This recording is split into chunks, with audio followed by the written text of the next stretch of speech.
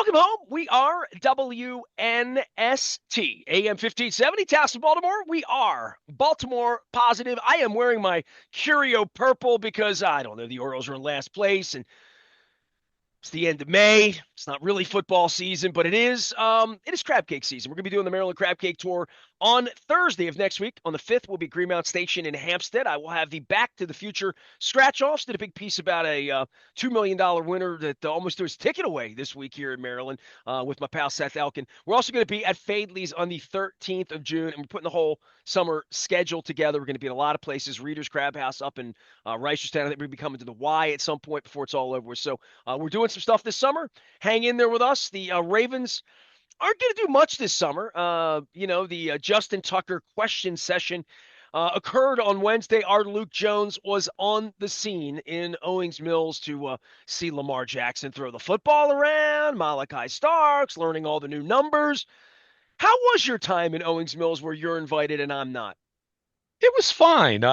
As the first week of OTAs go, it was, as far as the action on the field itself, attendance was great.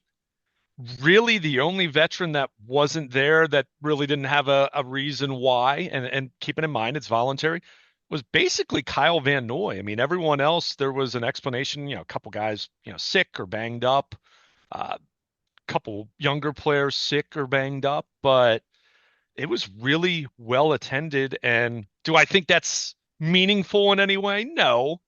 Is it better than the alternative? Sure, absolutely. So that was good to see. I mean, Lamar Jackson was sharp for whatever that's worth on May the 28th. DeAndre Hopkins made some catches, so that was fun to see. I think the biggest takeaway for me as far as anything that happened on the field, Nestor, Adafe always big. Like he put on like 15 pounds of muscle big. His body type reminds me a little more of Terrell Suggs than kind of the skinny Adafe Owe that we've come to be used to seeing over the last 3-4 years. So, whatever that's worth in terms of play on the field, got a long way to go for that. But really, the big headlines, as you mentioned, Mark Andrews spoke to the media, and John Harbaugh obviously spoke to the media and was asked about Justin Tucker and I mean, talked about it being a complex decision that the entire Ravens brass was involved in. It's everything you would expect to hear. If you're not satisfied with how the Ravens handled it, you're not going to be satisfied hearing that. If you're ready to move on from it, it was good enough to hear that you're ready to move on from, that you're moving on from it. I'm And sure Justin they're Tucker's ready to move on from it. no, but I mean anyone, like fans, whoever. Whatever I it is, they haven't even acknowledged the it, right? The it is the 16 women in the room. The it is their power. The it is the misogyny. The it is the potential crimes. And they want to run away from all that. I'm sure they do. Well, but they acknowledge it by the fact that Justin Tucker's no longer on the football team, right? I mean, ultimately, that's what it comes Well, you're down making to. a great defense for them in that way, right? I mean, No, like but I'm that, just, that is but their it's the defense. truth. It's the truth. I mean, He never kicked another game after those allegations. correct.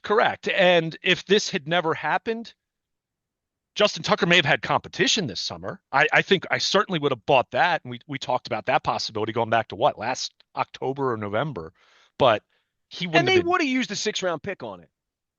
I mean, either a sixth round pick or the rookie free agent you like the best, like Justin Tucker when he came in to compete Well, with if Billy they were Cundiff, really right? upset with his So kicking, and I'm sure they were, I mean, I'm sure concerned about his kicking, not upset, sure, I think that, concerned yeah, about his kicking, yeah. that a 6th round draft pick would have been Tyler Loop would have been appropriate competition for him and say, hey, we traded that Vekvik kid years ago for a pick.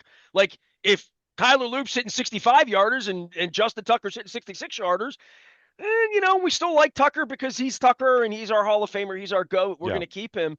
They cut 6th round draft to pick number 181 every year. Well, but that's also why I've said to you that I wouldn't bet my mortgage at Tyler Loop's their kicker all year, right? Because it is only a sixth round pick, and they brought in John Hoyland, who, by the way, is wearing number 5. Kind of funny to see that. He also does not look like a rookie. He looks like he could be in his mid 30s. It just he has an older look to him, even though he's not old. By the way, it was pick But 186. I just want to make sure you get the well, number right. no, that's Tyler Loop. I'm talking about the Yeah, other guy they brought in, right. who John Hoyland. So Tyler Loop's wearing number 33 as a kicker. So keep in mind the NFL a few years back. Eddie, Yeah, Eddie. yeah, Eddie yeah. maybe it was Priest Eddie Murphy. Holmes or somebody, right? So, but I mean, it came down. I thought the most not revelatory because I think we all figured what John Harbaugh was going to say, and to his credit, he did answer quite. He didn't just say, "Oh, Eric put out a statement 3.5 weeks ago. We're not saying anything." He did answer it, and he said, "Look, this is multi-layered. It's complicated, but in the end, it comes back to what you have to do to get ready for your team to play the first game."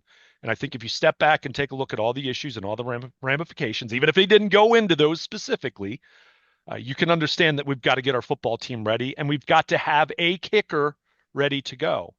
I that to me was as close as you're going to get to the explanation for why months you leaned on the NFL's, the pending investigation as far as how you were going to take your cues.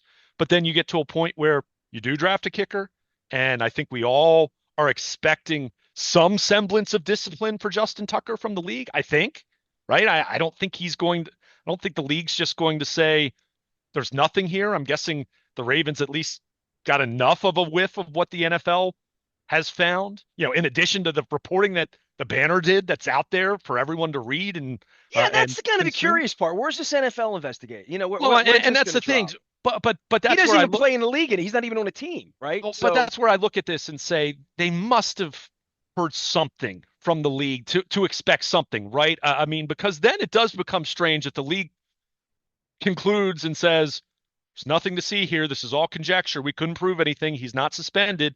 Then it does look strange it's from the been three Ravens' weeks ago perspective.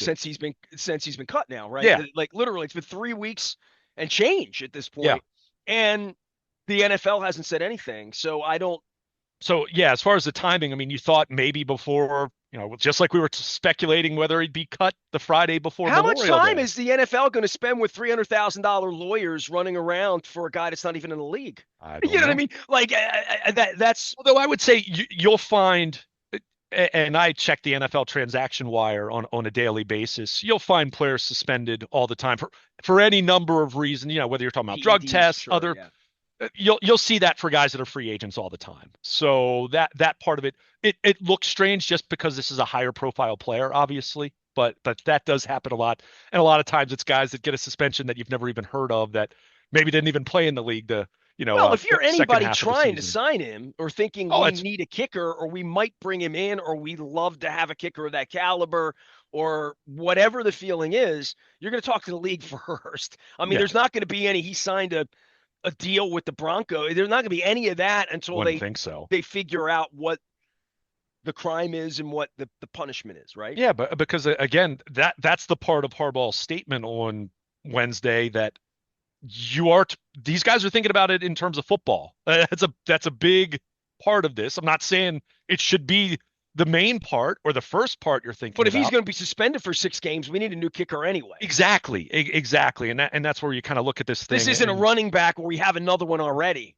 right? right. Literally. I mean, is there an argument to be made that well, you could carry a kicker on the practice squad? I mean, sure, in theory, but Remember when they brought that guy in from San Francisco to do kickoffs? Billick did that with Stover. yeah. I'm Oh, trying to think of that guy's name. It was in I'm the early aughts. I mean, it's maybe 03, 04, 05, somewhere in and there. I'm trying to didn't wait.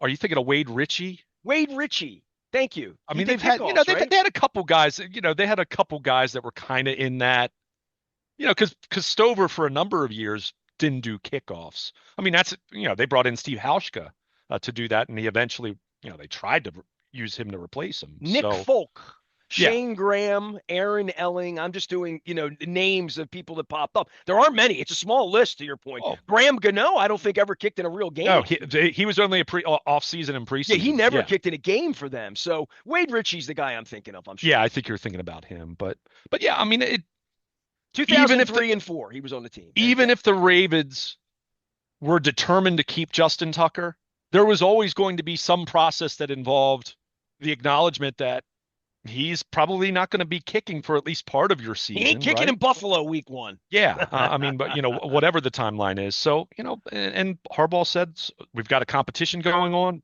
We like these young guys, and that's what my focus is going to Dude, be they moving change football forward. out players out there like socks every year, right? Like this is just another, they got rid of everybody. He's just another guy. But I guess for the fans and for the Royal Farms chicken part and for the beloved Baltimore care, and I never felt that way about Justin Tucker, but apparently your mother did and your Well, sister did and well, let me other let me. women did and people loved him. So I don't think it's because he's a great player. I mean, he was one of the greatest kickers of all time. It's because he sang opera. It's because he was on Royal Farms commercials, right? I mean, I don't think it I don't think it's that like the way you're framing that there. It's not that deep that my mom had a Justin Tucker jersey. It's just she thought that the kicker was really good. he's been here Probably thought 13 years, right? I probably mean, thought he was cute, like and I'm not speaking for that because we it's not like we've had an in-depth conversation about it other than just like what happened, not so well, I much was like called by journalists a month ago and said, "What made him so popular? What made him so?" he was And I'm here like, 13 years. I mean, a lot of that's just longevity after a while. I mean, that's and I he don't know that made a Haloti Nada was popular. He just made chicken commercials. I mean, he's the people who are like I don't know that he was like the most popular Raven, certainly in that era. I don't think But Justin Tucker, Tucker.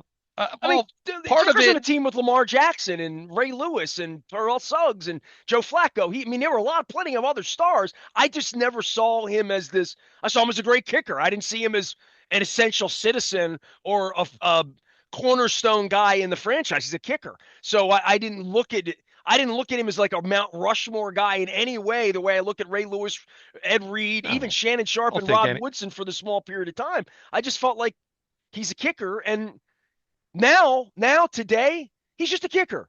They just need somebody else who's a kicker because Right. that he's just a player to the Ravens at this point, and that's all he ever was. I think out there. I think the fans maybe loved him more than the people in the organization did to some degree, but I'm I don't fascinated know. I by mean, all of it. I mean, I don't know that anybody could have predicted the end for this because I did think he was going to kick till he was 42, and I did yeah. think they would have a hard time cutting him.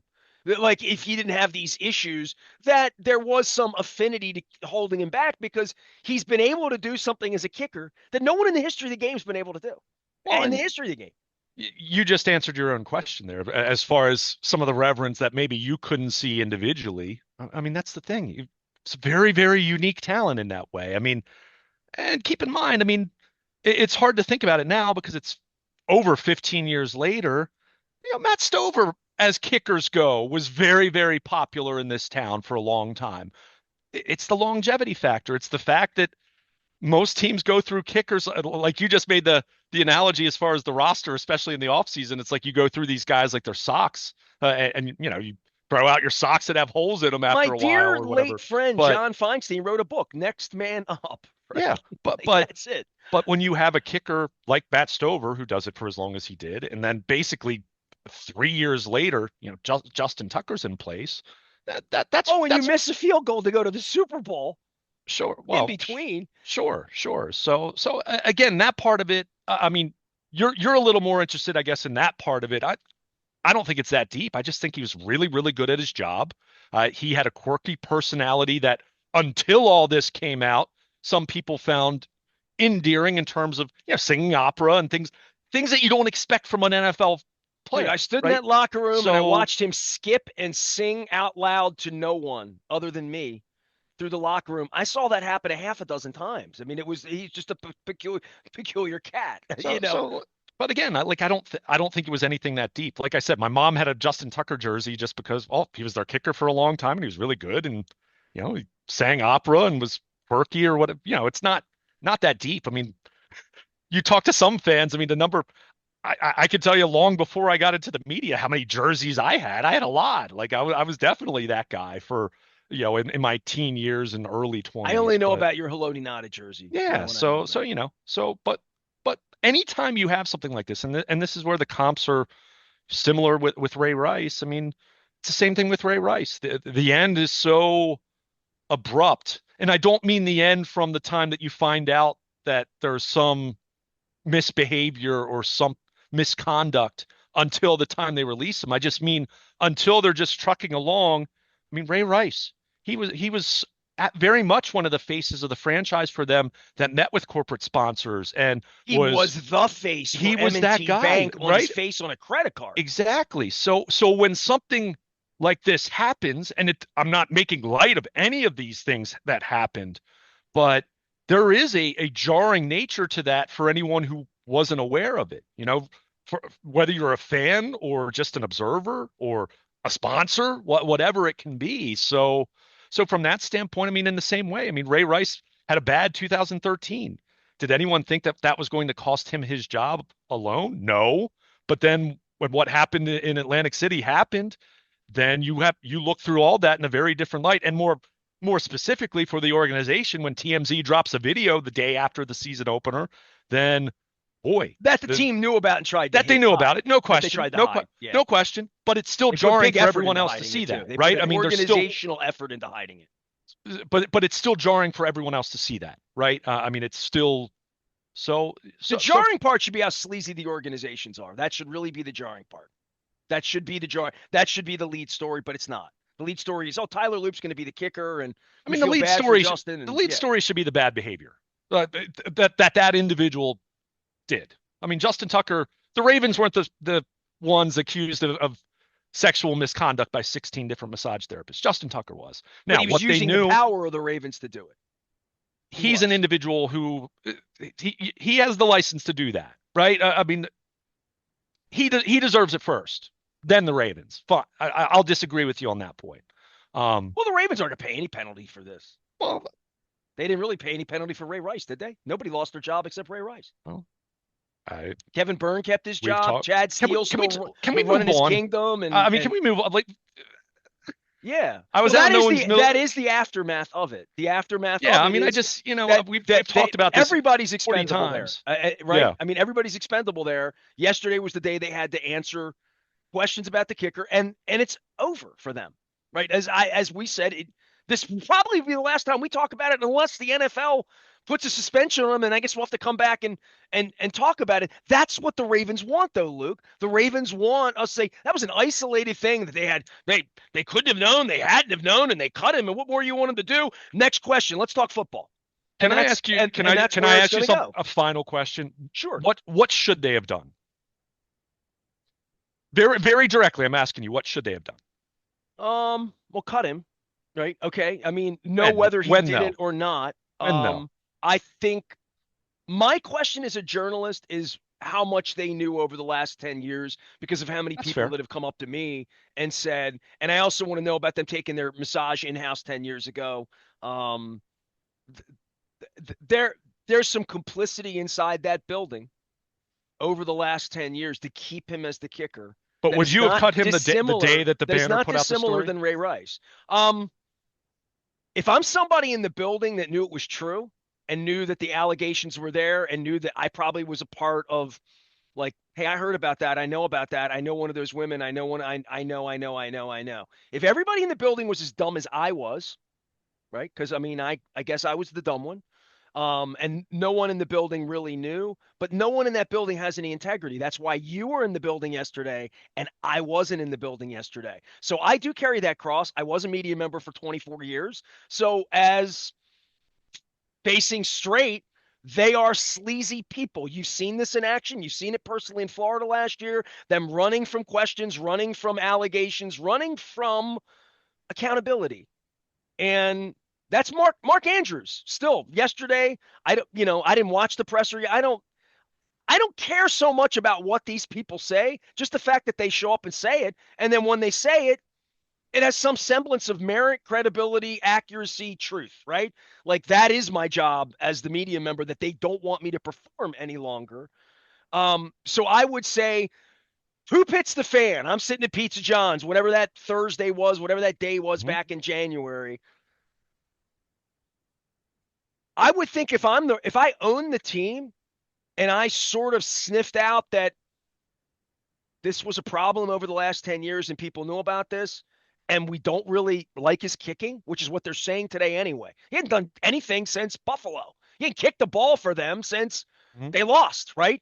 So if they were going to move on from him as a kicker and draft someone else anyway and do it the way they've done it, Man, they could have gotten rid of him in February, and that would have been like, hey, we're moving on. It's a football decision. He didn't kick great. I don't care about it. La la la, and all this Okay. allegations in the NFL. Let the NFL investigate this. We're out. We're out. We went through Ray Rice. We've had that creepy kid around here for 12 years. We sort of knew he was a little weird. We heard these allegations. I've heard enough. I've seen enough. 7 allegations, credible newspaper. Hey, Chad, you might want to get on the phone with him and his douchebag agent and tell them not to be putting out Instagrams, putting hits out on the Baltimore Banner reporters who just won a Pulitzer. That's probably not the way that Justin should go about that on behalf of the Ravens as a Raven. So, if you want to drag me into it and get me angered on behalf of their sleaziness and the way that Chad Steele runs the place, the way Bisciotti allows it to be run, the way that Sashi Brown sanctions it to be run, and the way John Harbaugh and Eric DeCosta are lacking accountability, quick to run from it, quick to move the football, and at this point, quick to move on, and you're quick to accept that. And that's okay. But I'm not because of Ray Rice. I'm not because I've seen what they've done to my press credential, and so have you. So I know what kind of people they are, and I don't think in any way that building didn't know about these rumors. I cannot believe that Eric DeCosta moves around the city and did not hear the rumor. Just Tucker worked for me, works for him, worked for him. So if you're asking what I think the Ravens should do, the minute one of my employees is accused of that kind of stuff on a Thursday, by Monday, I better have it sorted out in one way or another. Fair Justin, enough. get in here, sit down. I mean, if you were a school teacher and this went on, you would have been sitting with the principal, would have been sitting with the board quickly, with your lawyers quickly, not 3, 4 months out. We got plenty of time. It's the off season. Let's let it sit. Let's let the NFL investigate. It'll look better that way because that way it looks like our hands are short. I don't. This does not reflect well upon the Ravens. None of this does. I never said it did. I'm just And saying them I'm running not I'm from it, not I'm not going to blame the Ravens before Justin Tucker. Justin Tucker deserves the most blame. Justin Tucker's the a one who hundred was percent, accused of this, a and hundred and that was the fifty point I was percent. trying to make. So But it's the power that the Ravens give him behind it that allowed this to occur. I mean, I would just say power in general of Correct. someone that's a public figure. I don't think that's specific to the Ravens. That notion. I think that's any public figure, whether you're talking about a He's a professional public athlete, a figure not because of the politician, chicken ads. He's a whoever, public figure because he plays in the because National he does Football something League, prominent and is well compensated to do it and is front and he's not Bill facing. Cosby working for himself in Paramount and picture to picture. He's working for a legal NFL entity in a city, in a community that he allegedly represents whatever you think he represents. Wholesomeness, white kickers from Texas, singing opera men, guys with pretty wives, guys who are the best kicker, whatever that thing that makes him what he is. It gave him the power to do some really awful stuff. And all the Ravens have the power to do that in lots of ways. I've seen it. Free meals, let me in the club, like whatever that status celebrity thing is, but it shouldn't be paired with being able to punch your wife in a glass elevator and still play football. It shouldn't be paired with being able to go around and lay on massage tables and what all the allegations. I'll just throw it all in. I know it makes you very uncomfortable, but yeah, We've all read it. I mean, we know yeah, what's in there. I'm underwhelmed by John Harbaugh as a leader, and in general, I'm underwhelmed I by know Steve you are. Bisciotti as an owner. I'm really underwhelmed by Eric DeCosta as a an accountability guy because I know him personally. Because I've spent hundreds of hours with Eric DeCosta talking about things like character, decency, credibility, community, like all of that. We've talked about all of that. I don't think that matters to Chad Steele. He's just a hired gun who came in here and works in Baltimore and works for the Shield and plays the military role. But all that being said, this isn't going to affect their tickets, and I knew that the day it happened, right? And it didn't matter whether they cut them February 10th or May 10th. They have the power as an organization. The Teflon you speak of, they're the most powerful, the most watched, all that. Justin Tucker's the beneficiary of that when he's rolling some woman at the end of a massage, pulling out the power play, and any other guy and I know you've never had a massage, could expect to get their ass kicked instantly, instantly in a massage parlor with that happening and the cops waiting at the door when you put your clothes on and you walk out of the little room. Like, seriously. Like, just wouldn't do it. And he did it allegedly 16 times, or actually more, because I've talked to the reporters. There were some women that came forward and said, I'll tell you what happened, but I don't want to be a number. Right. So it's disgusting. So if it's the last time we talk about it, and John can do the Papa wave, and you as a reporter can say, "Hey, man, I'm just done with it. I'm sick of it." Well, then if you're sick of it, and I'm sick of it, and we're sick of it, BAL will never talk about it because they are not allowed to talk. Kirk McEwen cannot have a conversation about Justin Tucker's massage habits. He wouldn't keep his gig. So that's the way this works. And then we can get to baseball. You know how the baseball machine has worked here the last 10 days since they fired their manager. Not it's not just not what I grew up with, Luke, as a journalist, as we bury Jim Henneman today, right? Like, it's not just what I grew up with. It's just what was expected of sports franchises moving around a small city with Brooks and Boog and Frank and like, and Johnny U and Art Donovan and Lenny Moore. Like, it doesn't make me old fashioned. I mean, dude, don't break the law. Don't be an asshole. I mean, this isn't rocket science. A lot. Justin Tucker's made $70 million in this community kicking the football. Pointing the finger at the journalist 5 minutes after the story happened, I just, it's as sleazy as it gets. It just is. And I'm a former journalist. I'm not a real journalist. I'm a comedian now. I'm working on my comedy this You're a summer. journalist. Because you're not credentialed, that's not what makes you a That's journalist. what makes me a journalist, I think. For the people who still think I'm a journalist, that's exactly what makes me one, is the fact that they don't want me out there asking questions about Justin Tucker and asking questions specifically about what they knew the last 12 years. Because that is the story to me. The story isn't whether he did it or did it. They got rid of him. The league's in. There's 16 women. He did it. Now, what they did about it and how they handled it, how did they handle it in 2018 and 19 and 20 and 21 and 22 and 23 and 24? They're just like, hey, like, yeah, it's just rumors. Why would I want to look into my employees, you know, issues? They had that issue with a player who showed up drunk at my show who's no longer on the planet. I mean, their HR out there is weak. Eric DaCosta, weak. The whole scenario with Ben Cleveland 3 months ago, weak. They drafted a kid who got thrown out of the University of Virginia on a zero tolerance policy. Their zero tolerance policy said, well, let's draft that kid.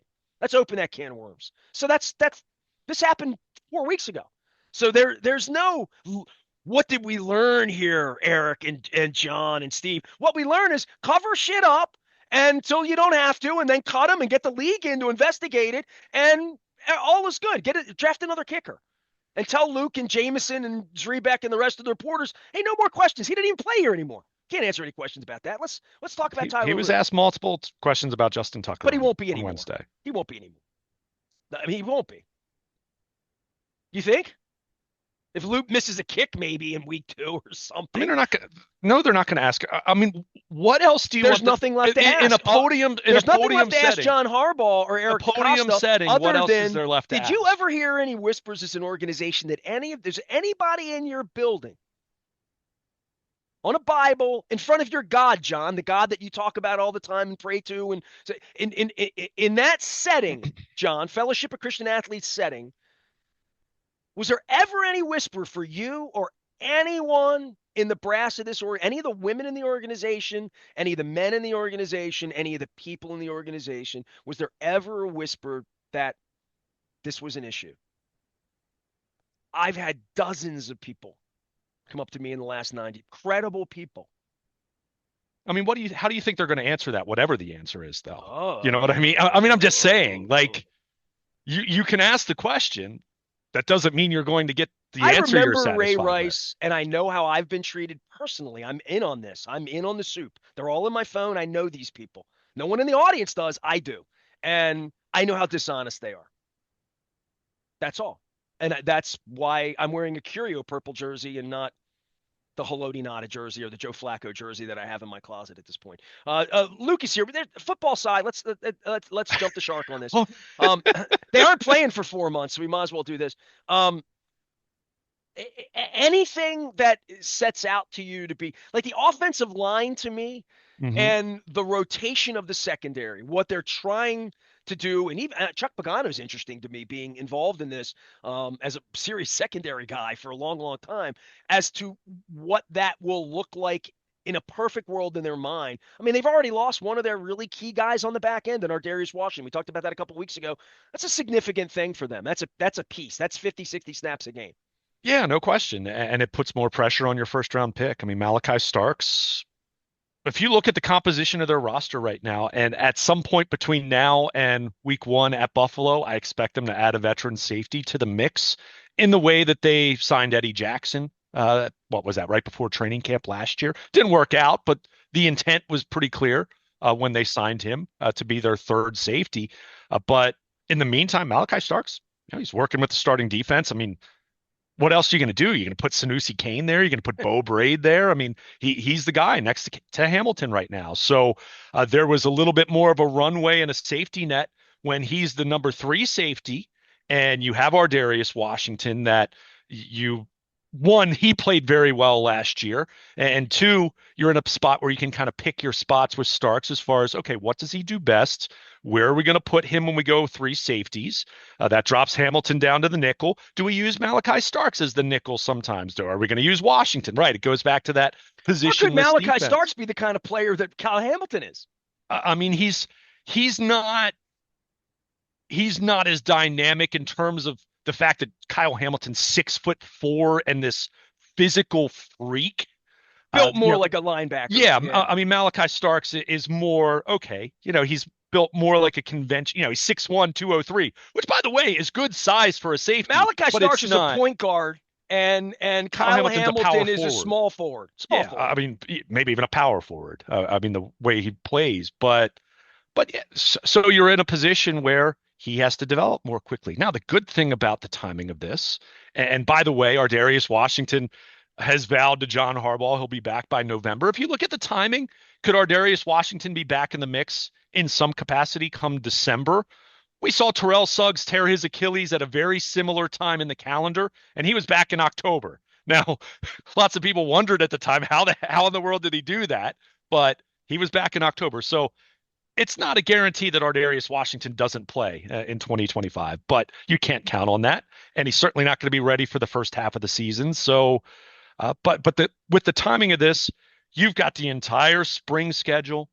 You have the entire summer to work this out and to look at him and evaluate him and see what he does best at this point in his career, see what he might have a little more difficulty with. And yes, you can use that information to help drive whoever you're going to bring in. Now, they could bring in a safety later today, right? I mean, you could be getting the WNST text alert that they're bringing back someone like Chuck Clark, just to throw a name out as that someone's familiar with. I'm not saying it would be Clark himself, but in the meantime, he's the guy. So they've got to figure that out. It means they're probably looking at using more three corner nickel alignments. So that means more for Awuzie. That means more for Jalen Armour Davis. That means more for TJ Tampa in I was terms going of to ask you about TJ Tampa. I was going yeah, because he's a name that like they've drafted other guys in the secondary that I think they want to be the next Brandon Stevens or they want to be the next Ardarius Washington.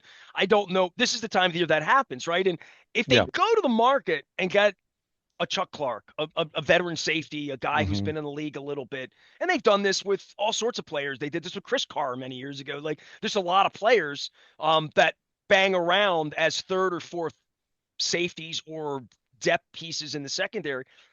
I'd love to over the next 4 weeks while they're getting together and throwing heads here, figuring out like, do they have that guy already? Or do they need to go to market to get that guy? In many, many cases, and this is like the last decade, right? Maybe even a decade since Harbaugh's been here, really, they've not had the pass rushers they want. They've always had to go out and get a Yeah. Van Noy, Clowney, They could bring Clowney back. I mean, a that's a veteran guy, possibility at right? this point. That's Yeah. been a position, and the D line even when they went and got Damata Pekka, and they bring in these Michael Pierce coming back and Brent Urban comes back and Mhm. all of these piece guys that they bring in. The safety thing and the secondary, because there has been so much focus from you for years before Long Marlon time. Humphrey was drafted, but for you for years in the secondary, they have put draft capital into that position. It hasn't worked out like with TJ Tampa being hurt last year and stuff. But I always feel like they're going to market, they're going to market, they're going to market, they're going to go get a Chuck Clark, and you bring up all these names and they're just name salad, this time of year. But they're not on draft day when they get drafted, and you're thinking, well, they drafted that guy thinking they can get him on the field. This is the time of the year where that step gets made, so that they don't go out June 15th and spend a month in the summer thinking, well, we got to get better there. We're Yeah. going to be looking for cuts. We're going to be looking for other teams. We're going to have George Kokinis looking pro personnel off the edge of everybody's roster. We're going to have to watch all these god awful preseason games and look at who's going to get cut and who can come in here and help us. If it's a weakness, I don't know that it's a weakness. I don't know that any of these, maybe the offensive line because of McCary, there's a real weakness to think like there's still a player out there they're going to sign. But I Yeah. think the rest of the roster, as I look through it, they got a lot of draft picks in a lot of places, people that they identified and like in their system. This is the time they coach him up and say, next couple weeks, hey, that kid's coming back in July for camp. He's going to make the team. I mean, and then that's the feeling they try to give you this time of year, I think, is media, right? Yeah. I mean, to your point about the roster, anything we're talking about are relative weaknesses. I mean, you can even go look at other contenders in this league and find definite weak spots. I mean, in the terms we talked about the offensive line a year ago compared to now, it's night and day, right? It really is because Roger Rosengarten looks like he can at least be a solid to above average, if not better than that kind of right tackle. Whereas a year ago, he was just our second round rookie, right? So you have that. You've had a year of Falele.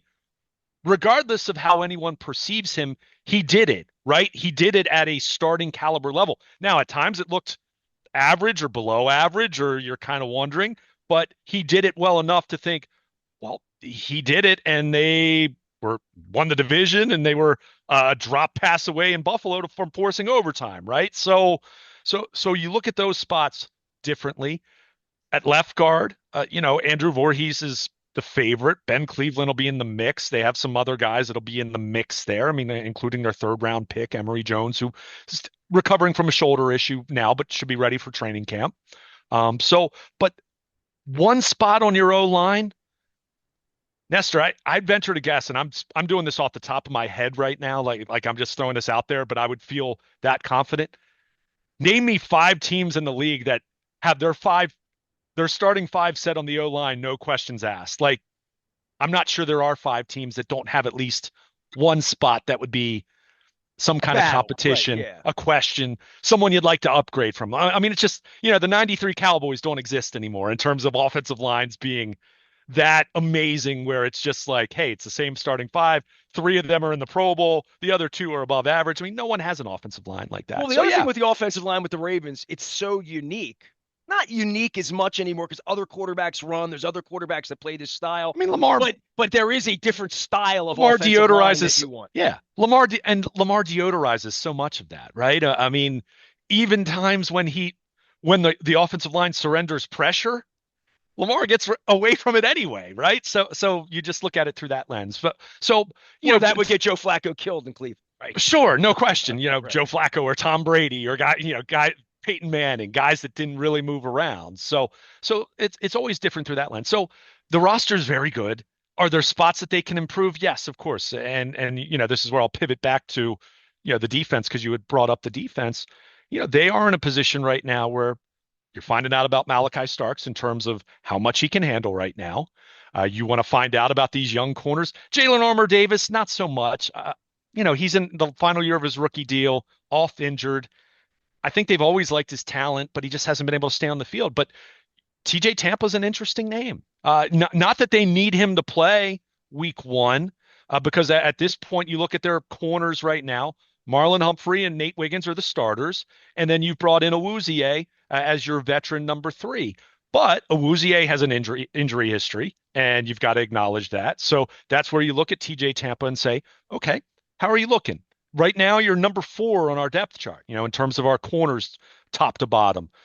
can you look like, do you look like a guy that is trending upward? Do you look like a guy who, if he needs to play in sub packages because we get a game day injury, can you handle that? Well, That's you not the said same. injury history with Awuzie. Tampa had a injury last year, right? Oh, he did. Yeah. I mean, What was his injury? he had a sports hernia in the Hernia. off Okay. season. And then what? He had an ankle, I guess it was during the season. So, yeah, but he's got to develop. I mean, it doesn't mean that that's what is going to be him every year now, but a lot of that with young players. That's why David Ajabo, it's been such a disappointment with him. Not, I mean, the lack of production is one thing, but the injuries that he had his first couple years, it's not just that he didn't play in those games. He didn't practice, right? He didn't get that time on task. I mean, to become good at anything, you need time on task to practice. What, 10,000 hours or whatever, the mindset is. And when you have young guys that miss that much time, it's not just, oh, well, they only played in 3 games. It's also they only practiced X number of times over the course of their rookie year. So someone like Tampa is a perfect example of they drafted him in the fourth round. They clearly liked him. When you're drafting a guy in the fourth round, you don't have designs that he's definitely going to become a starter, but you're thinking he has some starter potential a couple years down the road. But he's got to develop. He's got to develop, and he'll contribute on special teams in the meantime, and you have to see where he is. So, yeah, this time of year when you're talking late May and June, and then the first couple of weeks of training camp, they want to see if TJ Tampa can be a number 4 corner, and if he can, then great. If not, then we might be talking about them adding another corner at some point in time, right? Just knowing what you have and knowing Awuzie has an injury history as well. So, but this time of year, you're figuring that all out. We know the roster is definitely fluid this time of year. We understand that because of some of the edge rushers that you just stated, which, like I mentioned in passing, you know, Jadeveon Clowney could be back with the Ravens at some point in time. I mean, if he's probably not going to sign until training camp. That's generally been how he's handled things. So there's still that. But in the meantime, you're evaluating all these young guys. And even though OTAs, I'm the first one to make fun of it at this point in time in terms of, I don't care what stats are during OTAs. I don't, observations are nice, but they don't really mean anything. I could tell you guys that were great this time of year, guys that were bad this time of year, and then it didn't mean anything come the regular season. But you're still evaluating. You're still looking, and you want to see flashes. You want to see TJ Tampa look like, oh, you can line him up on the outside. And, if Nate Wiggins or Marlon Humphrey goes down, then this guy could probably fill in at least for that week and do an okay job for you. So, you want to start getting an idea of that. And, for these young guys, it's just getting on the field and kind of seeing what it looks like. And now with OTAs having started and having the veterans out there, you can kind of see what they look like against other veteran players. I always laugh rookie camp and seeing what that looks like the weekend after the draft compared to even now starting to see OTAs. I mean, it's night and day. Rookie camp, Malachi Starks moved differently than everyone else. Mike Green moved differently than everyone else because you have a bunch of guys on that field that are tryout guys that are never going to step foot on an NFL practice field again. And you have other guys that are going to be, that are rookie free agents that are going to go through this the next few months, and then they're going to be gone and they're going to be playing in the UFL or Canada later on this fall. But, you get to this point in the year where you do have the vets out there, and even if they're not going full speed, you can start to evaluate a little more. So, I think this roster, this is, you'll hear John Harbaugh or Eric DeCosta say right now, you're not playing any games right now, but if we had to line up and play a game on Sunday, we could. I think this team absolutely is in that position right now, but that doesn't mean they can't make better some than the improvements. Steelers right now. Yeah, exactly. I mean, and you know what? I'm glad because that's Better than the Browns, where I see Joe Flacco talking about mentoring 5 quarterbacks in a yeah. room. I mean, man, we used to joke if you have 2 quarterbacks, you have none. I mean, what do you say about the Browns when you have 5 quarterbacks, you have none? But I just the Ravens. That's why I don't bristle. That's not the right term. But I earlier this week I did a radio hit, a guy in Jacksonville, Ryan Green. I'm his Ravens guy.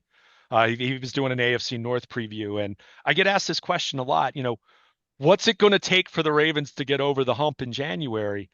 It's not a specific roster spot or a specific position, or it's not what their attendance is at OTAs or mandatory minicamp. It's whatever they've been in the same spot over and over and over, whether it's the divisional round or the AFC Championship game, but specifically the last 2 years. There's no silver bullet. It's just how do you slow the heartbeat down enough in those moments that your guys aren't making critical mistakes. This year it was Andrews. 2 years ago, Lamar had multiple turnovers, right? Zay Flowers had the fumble across the goal line against Kansas City. How do you stop those things from happening? There's no simple answer for that. That's a sports psychology question there, if anything, right? And I'm not saying that they need sports shrinks in Owings Mills, but I just kind of laugh when I hear people. DeAndre Hopkins was a great example. Like DeAndre Hopkins is a perfectly fine signing. I like that signing at $5 million. I thought it was a good value, but is am I going to point to that and say, oh, that's the missing link for them to win in January? No, I don't think I don't that would imply that they weren't good enough the last few years. They've been good enough on paper to win maybe 3 Super Bowls at this point in this era on paper, but you don't win games on paper. You've got to do it in the fourth quarter in Buffalo. You've got to do it against Kansas City in the second half, and that's where they've come up short. So the roster's fantastic overall, relative to other teams. Safety, corner, edge rusher, left guard. These are positions of interest that they've got to sort through their depth and everything. But, you know, they could go out there and play right now, and you'd have them favored against all but a couple teams in the entire league. And but that's the same space they've been in for a long time. It's all about January. And, those answers we're not going to find as they're running around in shorts in late May and early June. All right, our next conversation about the National Football League and the Ravens will be at least in the month of June. We're almost getting there. They do have new kickers. They have new safeties. They have all sorts of things going on. Luke will be chronicling that because it'll be a lot more interesting than the baseball team has been. I am Nestor. We are WNST, AM 1570. Towson, Baltimore. We never stop talking. Baltimore positive on a spring sort of weekend. Come on, sunshine.